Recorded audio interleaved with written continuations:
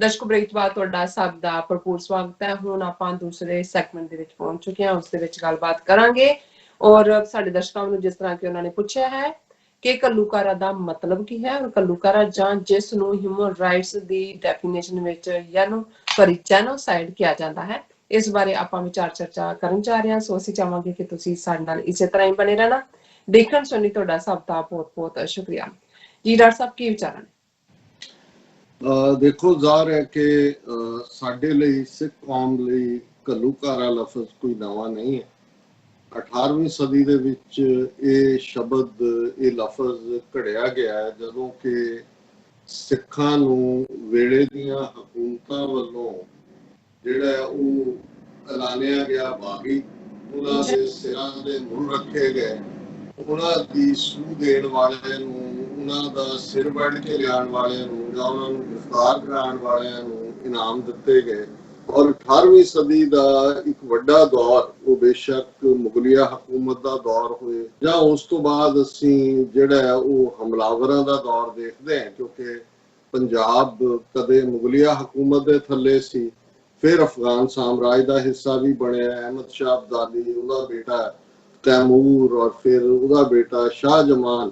ਸੋ ਇਹ ਸਾਰੇ ਦੌਰ ਦੇ ਵਿੱਚ ਜਦੋਂ ਕਿ ਬੇਸ਼ੱਕ ਸਾਡੀ ਗਿਣਤੀ ਥੋੜੀ ਸੀ, ਘੋੜਿਆਂ ਦੀਆਂ ਕਾਠੀਆਂ ਦੇ ਉੱਤੇ ਹੀ ਘਰ ਸੀ, ਲੇਕਿਨ ਇੱਕ ਰਿਜ਼ੋਲਵ ਸੀ ਕਿ ਅਸੀਂ ਇਸ ਧਰਤੀ ਦੇ ਪੁੱਤਰ ਪੁੱਤਰੀ ਹਾਂ ਔਰ ਅਸੀਂ ਇਸ ਧਰਤੀ ਦੀ ਇੱਜ਼ਤ ਨੂੰ, ਇਸ ਧਰਤੀ ਦੇ ਰਿਸੋਰਸਿਸ ਨੂੰ ਧਰਤੀ ਦੇ ਲੋਕਾਂ ਦੇ ਲਈ ਰੱਖਣਾ ਹੈ। ਪੰਜਾਬ ਦੌਲਤ ਯਾਹੀ ਤੇ ਸਿੱਖ ਖਾਂ ਹੈ, ਦੱਖਣੀ ਪੱਛਮੀ ਕਿਮ ਲੈ ਜਾਏ।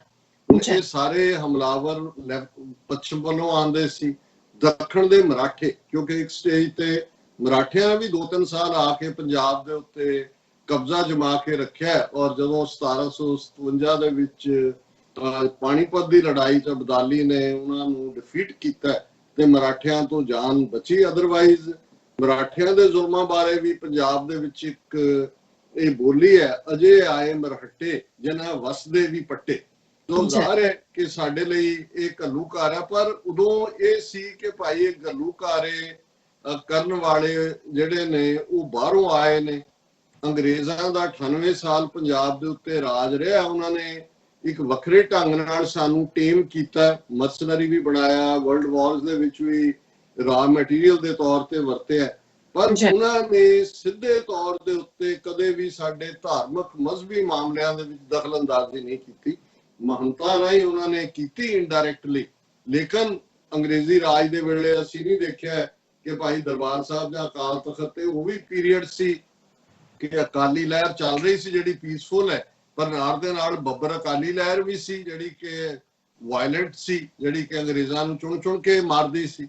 ਔਰ ਉਹਨਾਂ ਦੇ ਵੀ ਬਹੁਤ ਸਾਰੇ ਬੱਬਰ ਅਕਾਲੀ ਕਈ ਵਾਰੀ ਦਰਬਾਰ ਸਾਹਿਬ ਜਾ ਕੇ ਰਹਿੰਦੇ ਸੀ, ਪਰ ਕਦੇ ਇਹ ਬਹਾਨਾ ਬਣਾ ਕੇ ਉਹਨਾਂ ਨੇ ਜਿਹੜਾ ਸਾਡੇ ਖਿਲਾਫ ਕੋਈ ਇਸ ਕਿਸਮ ਦੀ ਕਾਰਵਾਈ ਜਿਹਨੂੰ ਜੋ ਅਸੀਂ ਪਿਛਲੇ 72 ਸਾਲਾਂ ਚ ਇਨ ਜਨਰਲ ਔਰ ਪਿਛਲੇ ਜਿਹੜਾ ਉਹ 36 ਸਾਲਾਂ ਚ ਇਨ ਪਾਰਟਿਕੂਲਰ ਦੇਖਿਆ, ਇਹੋ ਜਿਹਾ ਨਹੀਂ ਵਾਪਰੇ।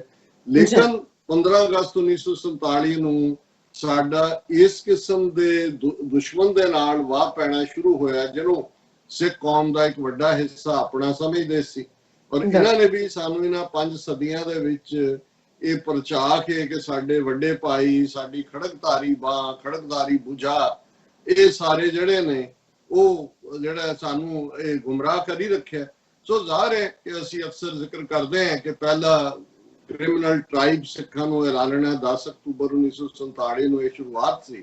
ਸੋ ਹੁਣ ਘੱਲੂਘਾਰਾ ਲਫ਼ਜ਼ ਅਕਸਰ ਜਿਹੜਾ ਜਦੋਂ ਤਾਂ ਦੋ ਧਿਰਾਂ ਬਹਾਦਰੀ ਦੇ ਨਾਲ ਇੱਕ ਦੂਜੇ ਦੇ ਨਾਲ ਆ ਕੇ ਟਕਰਾਉਂਦੀਆਂ ਨੇ, ਇੱਕ ਹਾਰ ਜਾਂਦੀ ਹੈ, ਇੱਕ ਜਿੱਤ ਜਾਂਦੀ ਹੈ, ਉਸ ਦੇ ਲਈ ਕੋਈ ਘੱਲੂਘਾਰਾ ਜਾਂ ਕੋਈ ਲਫ਼ਜ਼ ਅਸੀਂ ਕਦੇ ਨਹੀਂ ਇਸਤੇਮਾਲ। ਇਸ ਦੇ ਉਲਟ ਸਗੋਂ ਜਦੋਂ ਗੁਰੂ ਨਾਨਕ ਸਾਹਿਬ ਨੇ ਵੀ ਜੇ ਕਹਿਣਾ ਹੋਏ ਕਿ ਜੈਨੋਸਾਈਡ ਜਾਂ ਘੱਲੂਘਾਰਾ ਡਿਫਾਈਨ ਕਿਹਨੇ ਕੀਤਾ, ਇਹ ਮੈਂ ਸਮਝਦਾ ਕਿ ਬਾਬਾ ਗੁਰੂ ਨਾਨਕ ਸਾਹਿਬ ਨੇ ਇਹਨੂੰ ਡਿਫਾਈਨ ਕੀਤਾ। ਜਦੋਂ ਬਾਬਰ ਦੀ ਫੌਜ ਹਮਲਾਵਰ ਹੁੰਦੀ ਹੈ 1521 ਦੇ ਵਿੱਚ ਔਰ ਬਾਅਦ 1526 ਚ ਵੀ, ਇਮਨਾ ਬਾਦਸ਼ਾਹ ਜਿਹੜਾ ਕਿ ਜਿਹਦਾ ਪਹਿਲਾ ਨਾਂ ਸੈਦਪੁਰ ਸੀ, ਔਰ ਕੋਈ ਬਾਬਰ ਨੇ ਕੋਈ ਹਿੰਦੂਆਂ ਦੇ ਨਾਲ ਟੱਕਰ ਨਹੀਂ ਲਈ। ਉਸ ਵੇਲੇ ਲੋਧੀ ਪਠਾਣਾ ਦਾ ਰਾਜ ਸੀ ਦਿੱਲੀ ਦੇ ਉੱਤੇ, ਔਰ ਜ਼ਾਹਰ ਹੈ ਕਿ ਬਾਦਸ਼ਾਹ ਇਬਰਾਹਿਮ ਲੋਧੀ ਦਾ ਪੀਰੀਅਡ ਸੀ ਜਦੋਂ ਬਾਬਰ ਨੇ ਲੋਧੀਆਂ ਨੂੰ ਡਿਫੀਟ ਦਿੱਤਾ, ਬਾਅਦ ਚ ਮੁਕੰਮਲ ਪਾਣੀਪਤ ਦੀ ਲੜਾਈ ਸੀ। ਲੇਕਿਨ ਉਹਦੀ ਬਿਗਨਿੰਗ ਉਧਰੋਂ ਹੁੰਦੀ ਹੈ ਐਮਨਾਬਾਦ ਦੇ ਵਿੱਚ, ਔਰ ਪਠਾਣਾ ਦੀਆਂ ਫੌਜਾਂ ਦੇ ਨਾਲ ਤੁਰਕ ਫੌਜ ਬਾਬਰ ਦੀ ਟਕਰਾਉਂਦੀ ਹੈ। ਲੇਕਿਨ ਜਿਹੜੇ ਫਿਰ ਜ਼ੁਲਮ ਬਾਬਰ ਦੀ ਫੌਜ ਵੱਲੋਂ ਆਮ ਲੋਕਾਂ ਦੇ ਕੀਤੇ ਜਾਂਦੇ ਨੇ, ਜਿਨ੍ਹਾਂ ਦੇ ਵਿੱਚ ਬਹੁਤ ਗਿਣਤੀ ਜਿਹੜੀ ਆ ਉਹ ਮੁਸਲਮਾਨਾਂ ਪਠਾਣਾ ਦੀ ਹੈ, ਜਿਨ੍ਹਾਂ ਬਾਰੇ ਗੁਰੂ ਸਾਹਿਬ ਦੀ ਜੇ ਮੈਂ ਉਹ ਬਾਣੀ ਕੋਟ ਕਰਾਂ ਤਾਂ ਕਾਫੀ ਵਕਤ ਲੱਗੇਗਾ, ਪਰ ਇਹਦੇ ਚ ਇੱਕ ਲਾਈਨ ਕਾਫੀ ਹੈ ਦੱਸਣ ਦੇ ਲਈ ਕਿ ਮੁਸਲਮਾਨੀਆਂ ਪੜ੍ਹੇ ਕਤੀਬਾਂ ਕਸ਼ਟ में करे खुदाए वे लालो, कि भी इन्नियां मुसलमान औरतां इन्ने कष्ट च ने कि वो खुदा खुदा कर रही हैं, और ये ਜਿਹੜੀ ਬਾਬਰ ਦੀ ਫੌਜ ਹੈ ਇਹ ਅੰਨ੍ਹੇਵਾਹ ਔਰਤਾਂ ਨੂੰ ਜਿਹੜੀ ਹੈ ਵੀ ਆਪਣੀ ਉਸ ਜ਼ੁਲਮ ਦਾ ਸ਼ਿਕਾਰ ਬਣਾ ਰਹੀ ਹੈ। ਔਰ ਉਸ ਸਾਰੇ ਜਦੋਂ ਗੁਰੂ ਸਾਹਿਬ ਨੇ ਉਸ ਐਮਨਾਬਾਦ ਦੀ ਲੜਾਈ ਨੂੰ ਬਿਆਨਿਆ, ਉਹਦੇ ਚ ਗੁਰੂ ਸਾਹਿਬ ਨੇ ਇੱਕ ਥਾਂ ਕਿਹਾ ਕਿ ਜੇ ਸ਼ਕਤਾ ਸ਼ਕਤੇ ਕੋ ਮਾਰੇ ਤਾਂ ਮਨ ਰੋਸ ਨਾ ਹੋਏ, ਕਿ ਦੋ ਪਾਵਰਫੁਲ ਤਾਕਤਾਂ ਜੇ ਆਪਸ ਡਿਊਲ ਕਰਨ, ਇੱਕ ਦੂਜੇ ਨੂੰ ਮਾਰ ਲੈ, ਤੇ ਉਹ ਕਹਿੰਦੇ ਨੇ ਕਿ ਮੈਨੂੰ ਕੋਈ ਦੁੱਖ ਅਫਸੋਸ ਨਹੀਂ ਹੋਏਗਾ, ਪਰ ਸਕਤਾ ਸ਼ੀਹੋ ਮਾਰੇ ਪੈ ਵਗੈ ਖਸਮੈ ਸਾ ਪਰਸੋਈ। ਪਰ ਜੇ ਇੱਕ ਧਿਰ ਸ਼ੇਰ ਵਾਂਗ ਬਘਿਆੜ ਵਾਂਗ ਆਮ ਜਨਤਾ ਦੇ ਉੱਤੇ ਟੁੱਟ ਪਏ, ਸ਼ੀਂਹ ਬਣ ਕੇ ਟੁੱਟ ਪਏ, ਤੇ ਫਿਰ ਜਿਹੜਾ ਉਹਦਾ ਮਾਲਕ ਹੈ ਉਸ ਇੱਜੜ ਦਾ, ਉਹ ਜਵਾਬਦੇਹ ਹੋਏਗਾ ਕਿ ਉਹਨੇ ਕਿਉਂ ਪ੍ਰੋਟੈਕਟ ਨਹੀਂ ਕੀਤਾ। ਸੋ ਜ਼ਾਹਰ ਹੈ ਕਿ ਇਹ ਪਹਿਲਾ ਡੈਫੀਨੇਸ਼ਨ ਹੈ, ਇਸ ਤੋਂ ਪਹਿਲਾਂ ਕਿ ਯੂਨਾਈਟਿਡ ਨੇਸ਼ਨਸ ਦੀ ਕਨਵੈਨਸ਼ਨ ਅਗੇਂਸਟ ਜੈਨੋਸਾਈਡ ਆਈ, ਜਾਂ ਐਥਨਿਕ ਕਲੀਨਜ਼ਿੰਗ, ਜਾਂ ਹੋਲੋਕਾਸਟ, ਜਾਂ ਦੂਜੇ ਲਫ਼ਜ਼, ਇਹ ਤਾਂ ਸਾਰੇ 20ਵੀਂ ਸਦੀ ਚ ਆਏ ਨੇ। ਪਰ ਗੁਰੂ ਨਾਨਕ ਸਾਹਿਬ ਨੇ ਡਿਫਾਈਨ ਕਰ ਦਿੱਤਾ ਹੈ ਕਿ ਜਿਹੜੀਆਂ ਦੋ ਤਾਕਤਾਂ, ਜੇ ਉਹਨਾਂ 'ਚ ਕੋਈ ਹਾਰ ਜਾਂਦਾ ਹੈ, ਕੋਈ ਮਾਰਿਆ ਜਾਂਦਾ ਹੈ, ਨੋ ਰਿਗਰੈਟਸ, ਨੋ ਅਪੋਲੋਜੀਜ਼, ਕੋਈ ਕੰਪਲੇਨ ਨਹੀਂ। ਪਰ ਜਦੋਂ ਇੱਕ ਧਿਰ ਉਹਨਾਂ ਨੂੰ ਜਿਹੜੇ ਕਿ ਵਾਰ ਦਾ ਹਿੱਸਾ ਨਹੀਂ ਨੇ, ਉਹਨਾਂ ਨੂੰ ਸ਼ਿਕਾਰ ਬਣਾਉਂਦਾ ਹੈ ਆਪਣੀ ਜ਼ੁਲਮ ਦਾ, ਤੇ ਫਿਰ ਰੱਬ ਦੀ ਜਿਹੜੀ ਹੈ ਦਰਗਾਹ, ਉਹਦੇ 'ਚ ਵੀ ਏਤੀ ਮਾਰ ਪਈ ਕੁਰਲਾਣੇ ਟੈਂਕੀ ਦਰਦ ਨਾ ਆਇਆ। ਗੁਰੂ ਨਾਨਕ ਸਾਹਿਬ ਉਸ ਪੀੜ ਨੂੰ ਰੱਬ ਦੀ ਦਰਗਾਹ 'ਚ ਕਹਿੰਦੇ ਨੇ ਕਿ ਦੇਖੋ ਆਮ ਲੋਕ ਕਿਸ ਹਾਲਤ ਦੇ ਵਿੱਚ ਸਫ਼ਰ ਕਰ ਰਹੇ ਨੇ, ਔਰ ਜਿਨ ਕੇ ਬੰਕੇ ਘਰੀ ਨਾ ਆਇਆ ਤਿੰਨ ਕਿਮ ਰਹਿਣ ਵਿਆਣੀ, ਕਿ ਜਿਨ੍ਹਾਂ ਦੇ ਸੋਹਣੇ ਸ਼ਾਮਾਂ ਨੂੰ ਘਰੀ ਨਹੀਂ ਮੁੜੇ, ਉਹਨਾਂ ਦੀ ਰਾਤ ਕਿਵੇਂ ਬੀਤੀ ਹੋਏਗੀ। ਸੋ ਮੈਂ ਸਮਝਦਾ ਹਾਂ ਕਿ ਇਹੀ ਡੈਫੀਨੇਸ਼ਨ ਹੈ। ਜਦੋਂ ਅਸੀਂ 18ਵੀਂ ਸਦੀ ਦੇ ਘੱਲੂਘਾਰਿਆਂ ਦੀ ਗੱਲ ਕਰਦੇ, ਉਹਨਾਂ 'ਚ ਵੀ ਵੱਡੀ ਗਿਣਤੀ 'ਚ ਮਰਨ ਵਾਲੀਆਂ ਔਰਤਾਂ, ਬੱਚੇ, ਬਜ਼ੁਰਗ ਸਨ ਜਿਹੜੇ ਕੰਬੈਟੈਂਟ ਨਹੀਂ ਸਨ। ਸੋ ਇਸੇ ਤਰ੍ਹਾਂ ਜਦੋਂ ਅਸੀਂ ਜੂਨ 84 ਦੇ ਘੱਲੂਘਾਰੇ ਦੀ ਗੱਲ ਕਰਦੇ, ਸਾਨੂੰ ਫਖਰ ਹੈ ਸੰਤ ਪਿੰਡਾਂ ਵਾਲੇ ਜਨਰਲ ਸੁਬੇਗ ਸਿੰਘ, ਭਾਈ ਅਮਰੀਕ ਸਿੰਘ ਜਿਹੜੇ ਯੋਧੇ ਜੂਝੇ ਨੇ। ਲੇਕਿਨ ਜਿਵੇਂ ਫੌਜ ਨੇ ਆਮ ਲੋਕਾਂ ਨੂੰ, ਜਿਹਨਾਂ 'ਚ 90-90 ਸਾਲ ਦੇ ਬਜ਼ੁਰਗ ਨੇ, ਔਰਤਾਂ ਨੇ, ਛੋਟੇ-ਛੋਟੇ ਬੱਚੇ ਨੇ, ਉਹਨਾਂ ਨੂੰ ਆਪਣੇ ਜ਼ੁਲਮ ਦਾ ਸ਼ਿਕਾਰ ਬਣਾਇਆ। ਜਿਵੇਂ ਬ੍ਰਹਮ ਚਲਾਨੀ ਐਸੋਸੀਏਟਡ ਪ੍ਰੈਸ ਦੇ ਰਿਪੋਰਟਰ ਨੇ ਇਹ ਕਿਹਾ ਕਿ ਕਿਵੇਂ ਜਿਹੜੇ ਨੇ ਫੜ ਕੇ ਉਹਨਾਂ ਨੂੰ, ਜਿਹੜੇ ਪ੍ਰਿਜ਼ਨਰ ਆਫ ਵਾਰ ਸੀ, ਉਹਨਾਂ ਦੇ ਪੱਗਾਂ ਦੇ ਨਾਲ ਉਹਨਾਂ ਦੀਆਂ ਬਾਹਾਂ ਬੰਨ ਕੇ ਪੁਆਇੰਟ ਬਲੈਂਕ ਰੇਂਜ ਦੇ ਉੱਤੇ ਉਹਨਾਂ ਦੀ ਕਲਪਟੀ ਦੇ ਉੱਤੇ ਗੋਲੀ ਰੱਖ ਕੇ ਮਾਰਿਆ। 2 ਮਹੀਨੇ ਦੇ ਬੱਚੇ ਵੀ ਮਾਰੇ। ਸੋ ਇਹ ਜਿਹੜਾ ਐਨ ਬਲਾਕ ਕਤਲੇਆਮ, ਔਰ ਇਹੀ ਕੰਮ ਜਦੋਂ ਅਸੀਂ ਨਵੰਬਰ 84 ਨੂੰ ਘੱਲੂਘਾਰਾ ਕਹਿੰਦੇ, ਤੇ ਭਾਰਤ ਭਰ ਦੇ ਵਿੱਚ ਗਲਾਂ 'ਚ ਟਾਇਰ ਪਾ ਕੇ ਬੇਗੁਨਾਹ ਦਾ ਮਾਰਨਾ, ਔਰਤਾਂ ਦੇ ਨਾਲ ਜਬਰ ਜਨਾਹ, ਛੋਟੇ-ਛੋਟੇ ਬੱਚੇ ਗੈਸਾਂ ਤੇ ਰੱਖ ਕੇ ਰੋਸਟ ਕਰਦੇ ਨੇ। ਸੋ ਇਹ ਜੈਨੋਸਾਈਡਸ ਨੇ। ਔਰ ਇਨਫੈਕਟ ਜਿਨ੍ਹਾਂ ਦੇ ਨਾਲ ਮੈਨੂੰ passion for truth TV Washington ਦੇ ਵਿੱਚ ਹੈ, ਪੈਨਲ ਡਿਸਕਸ਼ਨਸ ਦੇ ਵਿੱਚ ਵੀ ਮੌਕਾ ਬਣਦਾ ਰਿਹਾ ਗੱਲਬਾਤ ਦਾ। ਡਾਕਟਰ ਗ੍ਰੇਗਰੀ ਸਟੈਂਟਨ, ਇਹ ਅਮਰੀਕਨ ਯੂਨੀਵਰਸਿਟੀ ਦੇ ਵਿੱਚ ਪ੍ਰੋਫੈਸਰ ਨੇ ਲਾਅ ਦੇ, ਹੁਣ ਤਾਂ ਕਾਫੀ ਉਹਨਾਂ ਦੀ ਉਮਰ ਹੋਈ ਹੈ, ਪਹਿਲਾਂ ਇਹ ਸਟੇਟ ਡਿਪਾਰਟਮੈਂਟ ਦੇ ਵੀ ਐਡਵਾਈਜ਼ਰ ਸੀ। ਔਰ ਉਹਨਾਂ ਨੇ ਜੈਨੋਸਾਈਡ ਵਾਚ ਨਾਂ ਦੀ ਆਰਗੇਨਾਈਜੇਸ਼ਨ ਵੀ ਫਾਊਂਡ ਕੀਤੀ ਹੈ।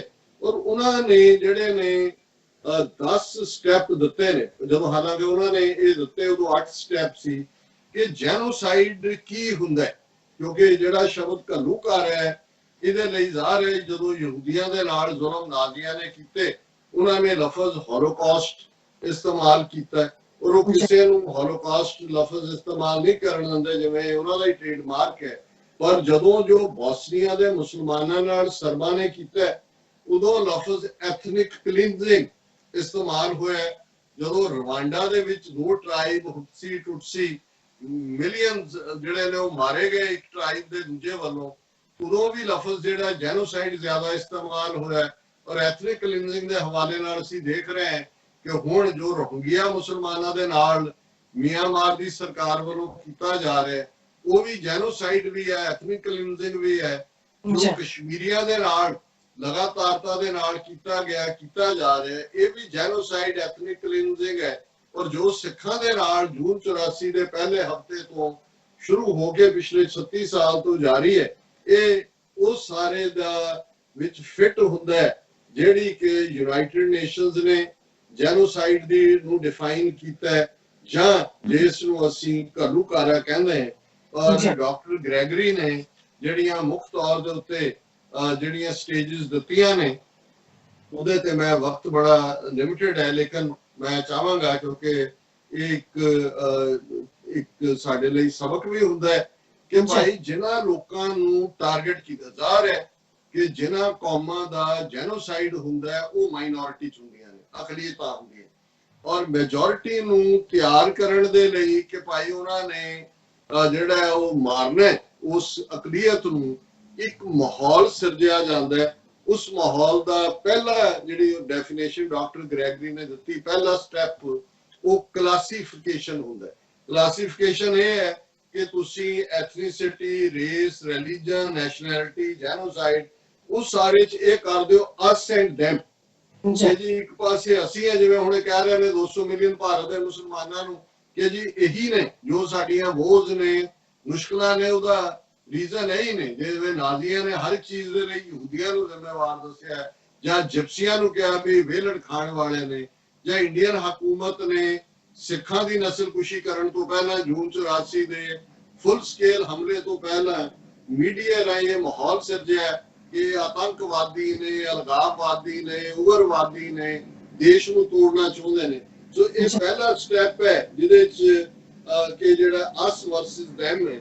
ਫਿਰ ਦੂਸਰਾ ਸਟੈਪ ਹੈ ਸਿੰਬੋਲਾਈਜੇਸ਼ਨ, ਕਿ ਭਾਈ ਤੁਸੀਂ ਉਹਨੂੰ ਬਣਾਉਂਦੇ ਹੋ, ਉਸ ਕਲਾਸੀਫਿਕੇਸ਼ਨ ਜਿਹੜੀ ਤੁਸੀਂ ਕਰ ਦਿੱਤੀ ਉਹਦੇ ਲਈ ਤੁਸੀਂ ਸਿੰਬਲ ਬਣਾਉਂਦੇ ਹੋ। ਜਿਵੇਂ ਉਹਨਾਂ ਨੇ ਨਾਜ਼ੀਆਂ ਨੇ ਕਿਹਾ ਜੀ ਯਹੂਦੀ ਉਹ ਬੰਨਣ ਆਪਣਾ ਤਾਰਾ ਆਪਣੇ ਉੱਤੇ, ਜਾਂ ਯੈਲੋ ਸਟਾਰ ਜਿਊਜ਼ ਨੂੰ ਨਾਜ਼ੀ ਰੂਲ ਵਾਲਿਆਂ ਨੇ ਯੈਲੋ ਸਟਾਰ ਕਿਹਾ, ਜਾਂ ਖਮੇਰ ਰਫ ਨੇ ਕੰਬੋਡੀਆ ਦੇ ਵਿੱਚ ਜਿਹੜਾ ਉਹਨਾਂ ਨੂੰ ਕਿਹਾ ਵੀ ਤੁਸੀਂ ਨੀਲੇ ਸਕਾਰਫ ਬੰਨੋ।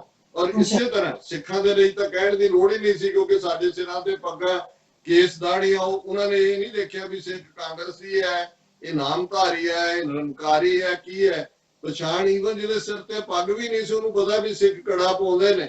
ਸੋ ਆਲਰੇਡੀ ਇਹ ਸੀ ਕਿ ਇਹ ਸਿੱਖ ਹੈ। ਜਾਂ ਕਿਸੇ ਦੇ ਘਰ ਦੇ ਬਾਹਰ ਜਾਂ ਟਰੱਕ ਦੇ ਉੱਤੇ ਜੇ ਖੰਡੇ ਦਾ ਨਿਸ਼ਾਨ ਹੈ, ਭਾਵੇਂ ਉਹ ਟਰਾਂਸਪੋਰਟ ਹਿੰਦੂਆਂ ਦੀ ਹੈ, ਉਹ ਖੰਡਾ ਡਰਾਈਵਰ ਨਹੀਂ ਬਣਾਇਆ ਜਿਹੜਾ ਸਿੱਖ ਹੈ, ਜਾਂ ਡਰਾਈਵਰ ਹਿੰਦੂ ਹੈ, ਉਸ ਕੰਪਨੀ ਦਾ ਮਾਲਕ ਸਿੱਖ ਹੈ, ਉਹਨੂੰ ਵੀ ਇਹ ਹੈ ਕਲਾਸੀਫਿਕੇਸ਼ਨ ਤੋਂ ਬਾਅਦ ਜਿਹੜਾ ਸਿੰਬੋਲਿਜ਼ਮ ਹੈ, ਸਿੰਬੋਲਾਈਜੇਸ਼ਨ। ਫਿਰ ਹੈ ਕਿ ਡਿਸਕ੍ਰਿਮੀਨੇਸ਼ਨ। ਜਦੋਂ ਤੁਸੀਂ ਕਲਾਸੀਫਾਈ ਕਰ ਲਿਆ, ਉਹਨੂੰ ਸਿੰਬੋਲਾਈਜ਼ ਕਰ ਲਿਆ, ਫਿਰ ਤੁਸੀਂ ਉਹਨਾਂ ਦੇ ਲਈ ਨੈਗੇਟਿਵ ਜਿਹੜੀ ਹੈ ਡਿਸਕ੍ਰਿਮੀਨੇਸ਼ਨ ਵਰਤੋ, ਉਹਨਾਂ ਨੂੰ ਜਿਹੜਾ ਉਹਨਾਂ ਦੇ ਸਿਵਲ ਰਾਈਟ ਖੋਲੋ। ਔਰ ਜਿਵੇਂ ਭਾਰਤ ਦੇ ਵਿੱਚ ਤੁਸੀਂ ਡਿਸਕ੍ਰਿਮੀਨੇਸ਼ਨ ਭਾਈ ਕੋਈ ਅਹੁਦੇ ਦੇ ਲਈ ਸਿੱਖ ਨੇ ਵੀ ਅਪਲਾਈ ਕੀਤਾ ਹੈ, ਹਿੰਦੂ ਨੇ ਵੀ ਕੀਤਾ ਹੈ, ਮੁਸਲਮਾਨ ਨੇ ਵੀ ਕੀਤਾ ਹੈ। ਹਿੰਦੂ ਦੀ ਘੱਟ ਹੈ ਕਾਬਲੀਅਤ, ਉਹਨੂੰ ਰੱਖੋ, ਸਿੱਖ ਔਰ ਮੁਸਲਮਾਨ ਨੂੰ ਬਾਹਰ ਕੱਢ ਦਿਓ। ਜਾਂ ਜਿਵੇਂ ਹੁਣ ਕਸ਼ਮੀਰ ਦੇ ਵਿੱਚ ਉਹ ਡੈਮੋਗ੍ਰਾਫਿਕਸ ਬਦਲ ਕੇ ਨੌਕਰੀਆਂ ਜਿਹੜੀਆਂ ਨੇ ਉਹ ਹਿੰਦੂਆਂ ਨੂੰ ਜਾਂ ਕਸ਼ਮੀਰੀ ਪੰਡਤਾਂ ਨੂੰ ਦੇਣ ਦਾ ਪ੍ਰਬੰਧ ਕਰ ਰਹੇ ਨੇ। ਸੋ ਇਹ ਜਿਹੜਾ ਪਾਰਟ ਹੈ, ਜਦੋਂ ਲੋਕਾਂ ਦੇ ਵਿੱਚ ਇੱਕ ਤਬਕੇ ਨੂੰ ਤੁਸੀਂ ਕਲਾਸੀਫਾਈ ਕਰ ਲਿਆ, ਉਹਦੇ ਨਾਲ ਡਿਸਕ੍ਰਿਮੀਨੇਸ਼ਨ ਜਿਹੜੀ ਹੈ, ਔਰ ਇਹ ਬਹੁਤ ਸਾਰੀਆਂ ਅਕਲੀਤਾਂ ਅਮਰੀਕਾ 'ਚ ਵੀ ਜਦੋਂ ਹੁਣ ਬਲੈਕ ਲਾਈਫ ਫਸਟ ਹੋ ਰਿਹਾ ਜ਼ਾਹਰ ਹੈ ਕਿ ਭਾਈ ਉਹੀ ਕਾਨੂੰਨ ਹੁੰਦਾ ਹੈ। ਜਿਹੜੀ ਇੰਨੀ ਵੱਡੀ ਡੈਮੋਕ੍ਰੇਸੀ ਹੈ ਉੱਥੇ ਤੁਸੀਂ ਜੇ ਕਾਲਾ ਗੋਰਾ ਅਫਸਰ ਹੈ, ਉਹੀ ਜੇ ਗੋਰਾ ਹੁੰਦਾ ਹੈ ਤੇ ਉਹਦੇ ਨਾਲ ਉਹਦਾ ਸਲੂਕ ਵੱਖਰਾ ਹੋਣਾ ਸੀ। ਇਹ ਡਿਸਕ੍ਰਿਮੀਨੇਸ਼ਨ ਹੈ ਜਿਹੜੀ ਬਿਲਟ ਇਨ ਵੀ ਹੁੰਦੀ ਹੈ ਤੇ ਜਿੱਥੇ ਸਿਸਟਮ ਵੀ ਉਹਨੂੰ ਐਨਕਰੇਜ ਕਰਦਾ। ਅਮਰੀਕਾ 'ਚ ਘੱਟੋ ਘੱਟ ਸਿਸਟਮ ਐਨਕਰੇਜ ਨਹੀਂ ਕਰਦਾ। ਇੱਥੇ ਤੁਹਾਡੇ ਡਿਸਕ੍ਰਿਮੀਨੇਟਰੀ ਕਮਿਸ਼ਨ ਬਣੇ ਹੋਏ ਨੇ, ਇਕੁਅਲ ਅਪਰਚੁਨਿਟੀ ਕਮਿਸ਼ਨ ਨੇ। ਜੇ ਤੁਹਾਡੇ ਨਾਲ ਡਿਸਕ੍ਰਿਮੀਨੇਸ਼ਨ ਹੁੰਦੀ ਹੈ, ਤੁਸੀਂ ਕਹਿ ਸਕਦੇ ਹੋ ਜੀ ਮੈਨੂੰ ਇਹ ਫਾਇਰ ਕੀਤਾ ਜੌਬ ਤੋਂ ਮੇਰੇ ਧਰਮ ਕਰਕੇ, ਔਰ ਉਹ ਸੁਣਵਾਈ ਵੀ ਹੁੰਦੀ ਹੈ। ਔਰ ਦੂਸਰਾ ਫਿਰ ਚੌਥਾ ਡੀਹਿਊਮਨਾਈਜੇਸ਼ਨ। ਤੁਸੀਂ ਕਹੋ ਜੀ ਇਹਨਾਂ ਨੂੰ ਮਾਰਨਾ ਜਿਹੜਾ ਹੈ ਨਾ, ਜਿਵੇਂ ਜੂਨ 84 ਦੇ ਵੇਲੇ ਜਾਂ ਦੂਜੇ ਉੱਥੇ ਕਹਾਣੀਆਂ ਸੀ ਕਿ ਜੀ ਇੱਕ ਹਿੰਦੂ ਕਹਿ ਰਿਹਾ ਮੀਟਿੰਗ 'ਚ, ਉਹਨੂੰ ਕਹਿੰਦਾ ਤੂੰ ਲੇਟ ਕਿਉਂ ਆਇਆ? ਉਹ ਕਹਿੰਦਾ ਜੀ ਮੈਂ ਤੁਰਨ ਲੱਗਾ ਤੇ ਮੈਨੂੰ ਇੱਕ ਸਿੱਖ ਵੀ ਨਜ਼ਰ ਆ ਗਿਆ ਤੇ ਇੱਕ ਸੱਪ ਵੀ ਤੁਰਿਆ ਜਾਂਦਾ ਸੀ। ਉਹ ਕਹਿੰਦਾ ਫਿਰ ਤੂੰ ਕੀ ਕੀਤਾ? ਕਹਿੰਦਾ ਵੀ ਪਹਿਲਾਂ ਮੈਂ ਸਿੱਖ ਨੂੰ ਮਾਰਿਆ, ਫਿਰ ਮੈਂ ਸੱਪ ਨੂੰ ਮਾਰਿਆ, ਕਿ ਵੀ ਸਿੱਖ ਜਿਹੜਾ ਹੈ ਉਹ ਸੱਪ ਤੋਂ ਵੀ ਜ਼ਿਆਦਾ ਖਤਰਨਾਕ ਹੈ। ਇਹ ਹੈ ਜਦੋਂ ਕਿ ਤੁਸੀਂ ਡੀਹਿਊਮਨਾਈਜ਼ ਕਰਦੇ ਹੋ, ਜਾਂ ਅਮਿਤ ਸ਼ਾਹ ਨੇ ਅਸਾਮ ਦੇ ਵਿੱਚ ਕਿਹਾ ਕਿ ਜਿਹੜੇ ਸਾਰੇ ਨੇ ਮੁਸਲਮਾਨ ਇਹ ਟਰਮਾਈਟਸ ਨੇ, ਸਿਉਂਕ ਨੇ, ਕਿ ਵੀ ਤੁਸੀਂ ਜਾਂ ਯਹੂਦੀਆਂ ਬਾਰੇ ਉਹਨੂੰ ਰੈਟ ਕਹਿੰਦੇ ਸੀ, ਜੂਡਨ ਰੈਟਸ, ਕਿ ਵੀ ਮਾਰ ਦਿਓ ਇਹਨਾਂ ਨੂੰ, ਇਹ ਚੂਹੇ ਨੇ। ਸੋ ਜੇ ਮਾਰਨਾ, ਸੱਪ ਨੂੰ ਮਾਰਨਾ ਔਰ ਸਿੱਖ ਨੂੰ ਮਾਰਨਾ ਜਿਹੜਾ ਇੱਕ ਬਰਾਬਰ ਹੈ, ਰਾਦਰ ਸਿੱਖ ਨੂੰ ਮਾਰਨਾ ਪ੍ਰੈਫਰੇਬਲ ਹੈ, ਜਾਂ ਮੁਸਲਮਾਨ ਭਾਰਤ ਦੇ ਵਿੱਚ ਸਿਉਂਕ ਨੇ ਅਮਿਤ ਸ਼ਾਹ ਜਿਹੜਾ ਹੋਮ ਮਿਨਿਸਟਰ ਹੈ, ਤੇ ਇਹ ਹੈ ਡੀਹਿਊਮਨਾਈਜ਼ ਕਰਨਾ। ਫਿਰ ਹੈ ਆਰਗੇਨਾਈਜੇਸ਼ਨ। ਤੁਸੀਂ ਜਦੋਂ ਉਹਨਾਂ ਦੀ ਨਸਲਕੁਸ਼ੀ ਕਰਨੀ ਹੈ, ਤੁਹਾਡੇ ਕੋਲ ਜਥੇਬੰਦੀ ਚਾਹੀਦੀ ਹੈ, ਔਰ ਉਹ ਆਰਗੇਨਾਈਜੇਸ਼ਨ ਆਰਐਸਐਸ ਦੇ ਰੂਪ ਚ, ਜਿਵੇਂ ਉਹਨਾਂ ਨੇ ਨਵੰਬਰ 84 ਚ ਸਰਕਾਰ, ਉਹਨਾਂ ਦੇ ਵਜ਼ੀਰ ਜਿਨ੍ਹਾਂ ਨੇ ਪੂਰਾ ਪ੍ਰਬੰਧ ਕੀਤਾ, ਔਰ ਕਿਵੇਂ ਉਹਨਾਂ ਨੇ ਟਾਰਗੇਟ ਕੀਤਾ ਆਰਗੇਨਾਈਜੇਸ਼ਨ, ਪਹਿਲਾਂ ਮਾਰਕ ਕੀਤੇ ਸਿੱਖਾਂ ਦੇ ਘਰ ਨੇ, ਔਰ ਜੂਨ 84 ਦੀ ਨਸਲਕੁਸ਼ੀ ਚ ਅਸੀਂ ਦੇਖਦੇ ਹਾਂ ਗੁਰਦੁਆਰੇ ਮਾਰਕ ਨੇ, ਇਹ ਇਤਿਹਾਸਕ ਗੁਰਦੁਆਰੇ, ਇੱਥੇ ਸਿੱਖਾਂ ਨੇ ਇਕੱਠੇ ਹੋਣਾ, ਦਿਨ ਵੀ ਜਿਹੜਾ 3 ਜੂਨ ਦਾ ਚੁਣਿਆ। ਸੋ ਇਹ ਹੈ ਕਿ ਉਹਦੇ ਚ ਫਿਰ ਹਿੰਦੂ ਭੀੜਾਂ ਜਿਵੇਂ ਨਵੰਬਰ 84 ਚ ਕਰ ਰਹੀਆਂ, ਜਾਂ ਮੁਸਲਮਾਨਾਂ ਦੇ ਨਾਲ ਜੋ ਭਾਰਤ ਦੇ ਵਿੱਚ ਜਿਵੇਂ ਲਿੰਚਿੰਗ ਕੀਤੀ ਹੈ ਬਹੁਤ ਸਾਰੀਆਂ ਥਾਵਾਂ ਤੇ, ਆਰਐਸਐਸ, ਬਜਰੰਗ ਦਲ, ਸ਼ਿਵ ਸੈਨਾ, ਇਹ ਤੁਹਾਨੂੰ ਦੇਖਣ ਨੂੰ ਮਿਲਣਗੇ। ਛੇਵਾਂ ਪੋਲਰਾਈਜੇਸ਼ਨ, ਪਾਲਾਬੰਦੀ, ਧਰੁਵੀਕਰਨ, ਕਿ ਇੰਨਾ ਕਲਾਸੀਫਾਈ ਕਰਕੇ, ਡੀਹਿਊਮਨਾਈਜ਼ ਕਰਕੇ ਇੰਨੀ ਨਫ਼ਰਤ ਫੈਲਾ ਦਿਓ ਕਿ ਜਿਹੜੀ ਵੱਡੀ ਅਕਸਰੀਅਤ ਉਹਨੂੰ ਲੱਗੇ ਕਿ ਜਿਹੜਾ ਇਹਨਾਂ ਨੂੰ ਮਾਰਨਾ ਇਹ ਪੁੰਨ ਦਾ ਕੰਮ ਹੀ ਹੈ, ਅਸੀਂ ਦੇਸ਼ ਭਗਤੀ ਦੇ ਵਿੱਚ ਕਰ ਰਹੇ ਹਾਂ, ਗੱਦਾਰਾਂ ਨੂੰ ਮਾਰ ਰਹੇ ਹਾਂ।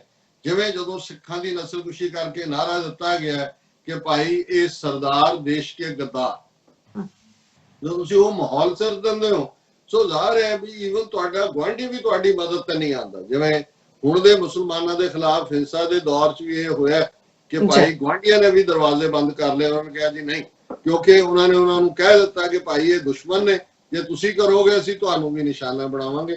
ਸੋ ਇਹ ਹੈ ਪੋਲਰਾਈਜੇਸ਼ਨ, ਕਿ ਭਾਈ ਤੁਸੀਂ ਇੰਨੀ ਇੱਕ ਹੇਟਡ ਫੈਲਾ ਦਿੱਤੀ ਹੈ। ਫਿਰ ਹੈ ਪ੍ਰੈਪਰੇਸ਼ਨ, ਕਿ ਫਿਰ ਤੁਸੀਂ ਉਹਦੀ ਤਿਆਰੀ, ਜਿਵੇਂ ਅਸੀਂ ਦੇਖਦੇ ਹਾਂ ਕਿ ਸਟੇਟ ਨੇ ਤਿਆਰੀ ਕੀਤੀ, 3 ਜੂਨ ਦਾ ਦਿਨ ਚੁਣਿਆ, ਪੰਜਾਬ ਕੱਟ ਆਫ ਕਰਤਾ, ਇਸ ਗੱਲ ਨੂੰ ਯਕੀਨੀ ਬਣਾਇਆ ਖਬਰ ਬਾਹਰ ਨਾ ਨਿਕਲੇ, ਮੀਡੀਆ ਦੇ ਉੱਤੇ ਪੂਰੀ ਕੋਈ ਅਖਬਾਰ ਨਹੀਂ ਛਪਿਆ। ਬਾਕੀਆਂ ਨੇ ਜਿਹੜਾ ਮੈਜੋਰਟੀ ਦੇ ਅਖਬਾਰ ਸੀ ਭਾਰਤ ਤੋਂ ਬਾਹਰ, ਪੰਜਾਬ ਤੋਂ ਬਾਹਰ, ਉਹਨਾਂ ਨੇ ਵੈਸੇ ਹੀ ਇੰਦਰਾ ਗਾਂਧੀ ਨੂੰ ਦੁਰਗਾ ਮਾਤਾ ਬਣਾ ਦਿੱਤਾ, ਜਿਹੜਾ ਵਾਜਪਾਈ ਨੇ ਖਿਤਾਬ ਦਿੱਤਾ ਸੀ। ਔਰ ਜਾਂ ਹੁਣ ਦੇ ਮੁਸਲਮਾਨਾਂ ਦੇ ਕੰਟੈਕਸਟ ਵਿੱਚ ਅਸੀਂ ਦੇਖ ਰਹੇ ਹਾਂ।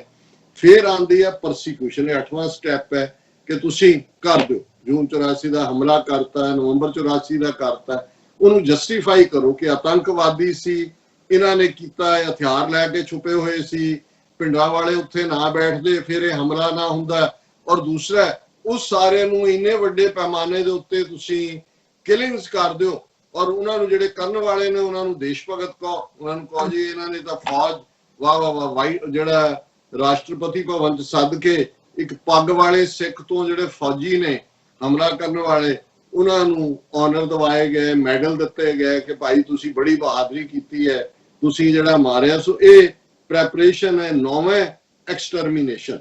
ਹੁਣ ਜਦੋਂ ਜਿਵੇਂ ਅਸੀਂ ਕਾਕਰੋਚਿਸ ਜਾਂ ਦੂਜਿਆਂ ਨੂੰ ਐਕਸਟਰਮੀਨੇਟ ਕਰਦੇ ਹਾਂ, ਤੁਸੀਂ ਫੁੱਲ ਸਕੇਲ ਕੀਤਾ, ਤੁਸੀਂ ਕਹੋ ਜੀ ਇਹ ਸਾਰੀਆਂ ਜੂਆਂ ਨੇ, ਮਾਰ ਦਿਓ ਇਹਨਾਂ ਨੂੰ, ਡੀਡੀਟੀ ਪਾ ਕੇ ਜਿਹੜਾ ਮਾਰ ਦਿਓ, ਇਹ ਸਾਰੇ ਬਿਮਾਰੀ ਨੇ, ਪਲੇਗ ਹੈ। ਇੱਕ ਵੱਡਿਓ ਐਕਸਟਰਮੀਨੇਟ ਕਰ ਦਿਓ, ਜਿਵੇਂ ਯਹੂਦੀਆਂ ਨੇ ਨਾਜ਼ੀਆਂ ਨੂੰ ਕੀਤਾ, ਜਿਪਸੀਆਂ ਨੂੰ ਕੀਤਾ, ਮਿਆਂਮਾਰ ਦੇ ਵਿੱਚ ਰੋਹਿੰਗਿਆਂ ਨੂੰ ਕੀਤਾ ਜਾ ਰਿਹਾ, ਬੋਸਨੀਆ ਦੇ ਵਿੱਚ ਮੁਸਲਮਾਨਾਂ ਨੂੰ ਸਰਬਾਂ ਨੇ ਕੀਤਾ। ਪਰ ਸਿੱਖਾਂ ਦੀ ਵੀ ਐਕਸਟਰਮੀਨੇਸ਼ਨ ਦੀ ਲਾਈਨ, ਜੇ ਕਿਤੇ ਬਾਹਰ ਸਿੱਖ ਨਾ ਹੁੰਦੇ, ਆਵਾਜ਼ ਨਾ ਹੁੰਦੀ, ਇਹਨਾਂ ਨੇ ਬਿਲਕੁਲ ਸਾਫ਼ ਕਰ ਦੇਣਾ। ਜਾਂ ਸਿੱਖ ਨੌਜਵਾਨ ਹਥਿਆਰ ਨਾ ਚੁੱਕਦੇ, ਜੇ ਤੁਸੀਂ ਯਹੂਦੀਆਂ ਦੀ ਤਰ੍ਹਾਂ ਚੁੱਪ ਕਰਕੇ ਬੈਠੇ ਰਹਿੰਦੇ, ਜਿਵੇਂ ਸੈਕੰਡ ਵਰਲਡ ਵਾਰ ਜਿਹੜੇ ਨੇ, ਸਾਰਾ ਪੰਜਾਬ ਉਹਨਾਂ ਨੇ ਜਿਹੜਾ ਉਹ ਸਾਫ਼ ਕਰ ਦੇਣਾ। ਪਰ ਸਿੱਖ ਖਲੋਤੇ, ਉਹਨਾਂ ਨੇ ਵਿਦਨ ਫਿਊ ਮੰਥਸ ਇੰਦਰਾ ਗਾਂਧੀ ਨੂੰ ਸਜ਼ਾ ਦਿੱਤੀ, ਫਿਰ ਜਨਰਲ ਵੈਦਿਆ ਫੌਜਾਂ ਭੇਜਣ ਵਾਲਿਆਂ ਨੂੰ, ਫਿਰ ਹਕੂਮਤ ਨੂੰ। ਸਿੱਖ ਜਦੋਂ ਅਣਖ ਜਾਗੀ ਤੇ ਸਾਡਾ ਉਹ ਪਾਰਟ ਜੰਗ ਤਾਂ ਬਣ ਗਿਆ, ਲੇਕਿਨ ਐਕਸਟਰਮੀਨੇਸ਼ਨ ਨਹੀਂ ਹੋਈ। ਜਿਵੇਂ ਕਿ ਇਹਨਾਂ ਨੇ ਇਹ ਸਮਝਦੇ ਸੀ ਵੀ ਚੁੱਪ ਚੁਪੀਤੇ ਦੁਨੀਆ ਨਾਲੋਂ ਕੱਢ ਕੀਤਾ ਹੋਇਆ, ਦੁਨੀਆ ਨੂੰ ਅਸੀਂ ਸੌਦਾ ਵੇਚਿਆ, ਅਸੀਂ ਸਭ ਤੋਂ ਵੱਡੀ ਜਮਹੂਰੀਅਤ ਹੈ ਔਰ ਜਿਹੜਾ ਅਸੀਂ ਕਰ ਲਾਂਗੇ। ਔਰ ਐਕਸਟਰਮੀਨੇਸ਼ਨ ਤੋਂ ਬਾਅਦ ਜਿਹੜਾ 10ਵਾਂ ਸਟੈਪ ਹੈ ਉਹ ਹੈ ਡਿਨਾਇਲ, ਮੁਕਰ। ਹੁਣ ਬਾਹਰ ਦੇ ਮੁਲਕ ਮਤੇ ਕਰ ਰਹੇ ਨੇ, ਅਸੈਂਬਲੀਆਂ ਕਰ ਰਹੀਆਂ, ਸਿਟੀਜ਼ ਕਰ ਰਹੀਆਂ ਕਿ ਇਹ ਜੈਨੋਸਾਈਡ ਹੈ। ਇਹ ਤੁਹਾਡਾ ਹੁਣ ਐਤਕੀ ਚੰਗੀ ਗੱਲ ਹੈ ਵੀ ਕਿਸੇ ਨੇ ਬਲੂ ਸਟਾਰ ਲਫ਼ਜ਼ ਬਹੁਤ ਘੱਟ ਵਰਤਿਆ ਜਾ ਰਿਹਾ ਹੈ, ਉਹ ਸਰਕਾਰੀ ਤੰਤਰ ਵਰਤਦਾ ਹੈ। ਸਿੱਖ ਇਹਨੂੰ ਘੱਲੂਘਾਰਾ 84 ਕਹਿੰਦੇ ਨੇ, ਇੰਡੀਅਨ ਆਰਮੀ ਇਨਵੇਜਨ ਕਹਿੰਦੇ ਨੇ। ਪਰ ਇਹ ਜੀ ਅਸੀਂ ਤਾਂ ਪੀਸ ਲਿਆਉਣ ਦੇ ਲਈ ਦੇਖੋ ਹਥਿਆਰਾਂ ਦੇ ਨਾਲ ਉੱਥੇ ਬੜੇ ਹੋਏ ਸੀ, ਅਸੀਂ ਕੁਝ ਕੀਤਾ ਹੀ ਨਹੀਂ। ਨਵੰਬਰ 84 ਵੀ ਲਾ ਐਂਡ ਆਰਡਰ ਇਹ ਡਿਨਾਈ। ਔਰ ਹਰ ਜੈਨੋਸਾਈਡ ਕਰਨ ਵਾਲੀ ਤਾਕਤ, ਉਹ ਨਾਜ਼ੀ ਹੋਣ, ਉਹ ਮਿਆਂਮਾਰ ਦੇ ਹਾਕਮ ਹੋਣ, ਉਹ ਸਰਬ ਹੋਣ, ਉਹ ਹਿੰਦੂਤਵੀ ਹਾਕਮ ਹੋਣ, ਉਹ ਡਿਨਾਈ ਚ ਨੇ। ਗੁਜਰਾਤ 2002 ਜੋ ਮੋਦੀ ਅਮਿਤ ਸ਼ਾਹ ਨੇ ਕੀਤਾ, 2000 ਤੋਂ ਜ਼ਿਆਦਾ ਮੁਸਲਮਾਨ ਮਾਰ ਦਿੱਤੇ, ਐਵੀਡੈਂਸ ਉਡਾ ਦਿੱਤੀ, ਬਰੀ ਹੋ ਗਏ, ਅਦਾਲਤਾਂ ਚੋਂ ਨਿਕਲ ਗਏ। ਔਰ ਉਹ ਕਹਿੰਦੇ ਨਹੀਂ ਉਹ ਤਾਂ ਗੋਦਰਾ ਕਾਂਡ ਉਹਨਾਂ ਨੇ ਕੀਤਾ ਜੀ। ਦੇਖੋ ਉਹਨਾਂ ਨੇ ਕਾਰ ਸੇਵਕ ਜਿਉਂਦੇ ਸਾੜਤੇ ਸੀ, ਤੇ ਅਸੀਂ ਤਾਂ ਜਿਹੜਾ ਉਹ ਲਾ ਐਂਡ ਆਰਡਰ, ਅਸੀਂ ਤਾਂ ਜਿਹੜਾ ਕਾਨੂੰਨ ਨਾਫਜ਼ ਕੀਤਾ। ਇਹ ਹੈ ਡਿਨਾਈ। ਸੋ ਇਹ 10 ਸਟੈਪ ਨੇ। ਸੋ ਅਸੀਂ ਸਮਝਦੇ ਹਾਂ ਕਿ ਜੇ ਅਸੀਂ ਜੂਨ 1984 ਦਾ ਘੱਲੂਘਾਰਾ ਹੈ, ਨਵੰਬਰ 1984 ਦਾ ਘੱਲੂਘਾਰਾ ਹੈ, ਔਰ ਫਿਰ ਜੂਨ 84 ਤੋਂ 1994-95 ਤੱਕ ਇੱਕ ਦਹਾਈ ਜਿਹਦੇ 'ਚ 50,000 ਤੋਂ ਜ਼ਿਆਦਾ ਸਿੱਖ ਨੌਜਵਾਨ ਝੂਠੇ ਪੁਲਿਸ ਮੁਕਾਬਲਿਆਂ ਦੇ ਵਿੱਚ ਮਾਰੇ। ਸੋ ਇਹ ਫੁੱਲ ਸਕੇਲ, ਇਹ ਸਿਰਫ ਜੈਨੋਸਾਈਡ ਦਾ ਇੱਕ ਵਾਕਿਆ ਨਹੀਂ ਹੈ ਜਿਹੜਾ ਜੂਨ ਦੇ ਪਹਿਲੇ ਹਫਤੇ ਹੋਇਆ। ਇਹ ਜਿਹੜੀ ਟੋਟਲ ਵਾਰ ਸਿੱਖਾਂ ਦੇ ਉੱਤੇ ਨਾਫਜ਼ ਕੀਤੀ ਹੋਈ ਹੈ, ਇਹ ਸਿਰਫ ਫਿਜ਼ੀਕਲ ਜੈਨੋਸਾਈਡ ਨਹੀਂ ਹੈ ਜਿਵੇਂ ਸਾਡੀ ਹਿਸਟਰੀ ਡਿਸਟਰੋਏ ਕੀਤੀ ਗਈ, ਗੁਰਦੁਆਰੇ ਢਾਏ ਗਏ, ਅਕਾਲ ਤਖਤ ਨੂੰ ਖੰਡਰਾਤ ਬਣਾਇਆ ਗਿਆ, ਸਾਡੀ ਸਿੱਖ ਰੈਫਰੈਂਸ ਲਾਇਬ੍ਰੇਰੀ ਜਿਹਦੇ 'ਚ 5-5.5 ਸਦੀਆਂ ਦੀ ਜਿਹੜੀ 18ਵੀਂ ਸਦੀ ਦੇ ਘੱਲੂਘਾਰਿਆਂ ਤੋਂ ਵੀ ਜਿਹੜਾ ਇਤਿਹਾਸਕ ਖਜ਼ਾਨਾ ਬਚਿਆ ਸੀ ਉਹਨੂੰ ਲੈ ਗਏ, ਲਾਇਬ੍ਰੇਰੀ ਨੂੰ ਅੱਗ ਲਾ ਦਿੱਤੀ। ਔਰ ਕਿਵੇਂ ਸਿਸਟਮੈਟਿਕਲੀ ਅੱਜ ਤੱਕ ਜੇ ਤੁਸੀਂ ਇਹ 10 ਸਟੇजेस ਨੂੰ ਜਿਹੜੀਆਂ ਡਾਕਟਰ ਗ੍ਰੈਗਰੀ ਦੀਆਂ ਨੇ ਦੇਖੋਗੇ, ਔਰ ਜਿਹਨੂੰ UN ਨੇ ਮਾਨਤਾ ਦਿੱਤੀ ਹੋਈ ਹੈ, ਤੇ ਇਹ ਸਿੱਖ ਜੈਨੋਸਾਈਡ ਹੈ, ਸਿੱਖ ਨਸਲਕੁਸ਼ੀ ਹੈ, ਜਿਹਨੂੰ ਅਸੀਂ ਆਪਣੀ ਜ਼ਬਾਨ ਦੇ ਵਿੱਚ ਘੱਲੂਘਾਰਾ ਕਹਿੰਦੇ ਹਾਂ। ਔਰ ਅੱਜ ਜਦੋਂ ਕਿ ਅਸੀਂ ਇਸ ਘੱਲੂਘਾਰਾ ਹਫਤੇ ਚੋਂ ਗੁਜ਼ਰ ਰਹੇ ਹਾਂ, ਅਸੀਂ ਇਸ ਘੱਲੂਘਾਰੇ 'ਚ ਮਾਰੇ ਗਏ तमाम ਬੇਗੁਨਾਹ ਸਿੰਘ ਸਿੰਘਣੀਆਂ, ਉਹਨਾਂ ਨੂੰ ਆਪਣੀ ਸ਼ਰਧਾ ਦੇ ਫੁੱਲ ਭੇਟ ਕਰਦੇ। ਜੀ ਰਾਜ ਸਾਹਿਬ, ਤੁਹਾਡਾ ਬਹੁਤ ਬਹੁਤ ਸ਼ੁਕਰੀਆ। ਤੁਸੀਂ ਸਾਡੇ ਦਰਸ਼ਕਾਂ ਨੂੰ ਪੁੱਛਿਆ ਗਿਆ ਜੀ ਕੁਐਸਚਨ ਕਿ ਘੱਲੂਘਾਰੇ ਦਾ ਮਤਲਬ ਕੀ ਹੈ, ਉਸ ਬਾਰੇ ਆਪਣੇ ਵਿਚਾਰ ਜਿਹੜੇ ਬੜੇ ਹੀ ਵੇਰਵੇ ਨਾਲ ਤੁਸੀਂ ਸਾਂਝੇ ਕੀਤੇ। ਤੁਹਾਡਾ ਬਹੁਤ ਬਹੁਤ ਸ਼ੁਕਰੀਆ। ਸੋ ਇੱਥੇ ਲੈਣੇ ਆ ਬ੍ਰੇਕ। ਵਿਊਅਰਸ, ਤੁਸੀਂ ਸਾਡੇ ਨਾਲ ਇਸੇ ਤਰ੍ਹਾਂ ਹੀ ਬਣੇ ਰਹਿਣਾ। ਮਿਲਦੇ ਆ ਆਫਟਰ ਦਿਸ ਸ਼ਾਰਟ ਬ੍ਰੇਕ।